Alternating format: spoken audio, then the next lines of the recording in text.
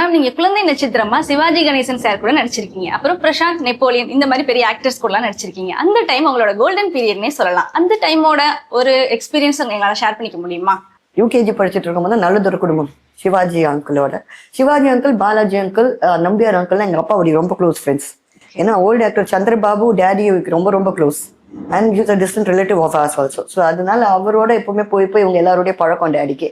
So ஆக்சுவலா வேற ஒரு பாய் சைல்டு நடிச்சிட்டு இருந்த கேரக்டர் அது வந்து சிவாஜி அங்கிளை பார்த்து பயந்து அழுது டைலாக்லாம் பேச முடியாம இருக்கு. ஸோ அவர் சொல்லிட்டாரு டாக்டருடைய பொண்ணை கூட்டிட்டு வந்துடுங்க அப்படின்ட்டு.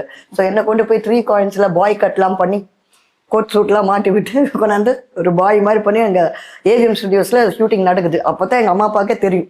இப்போ பாலாஜி எங்கள் வீட்டுக்கு ஃபோன் பண்ணி அம்மா கிட்ட சொல்லியிருக்காரு, நீங்கள் ரெடியா இருங்க, உங்க ஹஸ்பண்ட் வந்து கூட்டு வந்துடுவாருங்க. அப்புறம் அப்பா பேங்க்குக்கு ஃபோன் பண்ணியிருக்காங்க. ஃபோன் பண்ணி வாங்க பாருங்க பொண்ணு என்ன பண்ணிட்டு இருக்காங்க ஸ்டுடியோவில் அப்படின்னு சொல்லிட்டு. அப்போதான் பார்த்தா டைலாக்.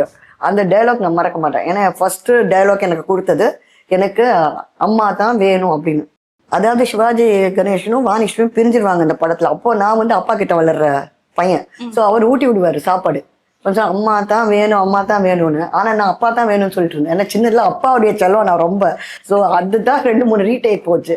ஸோ அது எனக்கு நல்ல எப்பவுமே ஒரு ப்ரெசன்ட் மெமரியில இருக்கிறது. அதே மாதிரி தியாகராஜன் அங்கிள் என் டேடிக்கு நல்ல ஃப்ரெண்டு. அண்ட் இவங்க நம்ம நம்பியார் அங்கிள், அவர் மூலமா தான் எனக்கு அந்த கிழக்கே வரும் பாட்டு அந்த வாய்ப்பு கிடைச்சிச்சு பிரசாந்தோட. ஆக்சுவலா எங்க டேடி நடிக்கவே கூடாதுன்னு சொல்லிட்டு இருந்தாரு.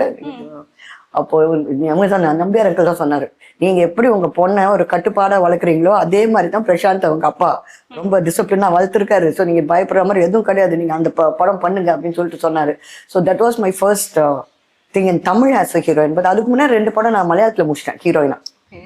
ஃபர்ஸ்ட் படம் மோகன்லால் சரோட 13 years old. அந்த படம் முடிச்சுட்டு அப்புறம் கேலி ஜெயராம் சரோட 2 படம் முடிச்சிருந்தேன். மோகன்லால் சரோட எப்படி வாய்ப்பு கிடைச்சிச்சுன்னா உங்களுக்கு தெரியும். இப்போ பாலாஜி அங்கிள் படம் பண்ணியிருக்கேன் சைல்ட்ஹுட்ல.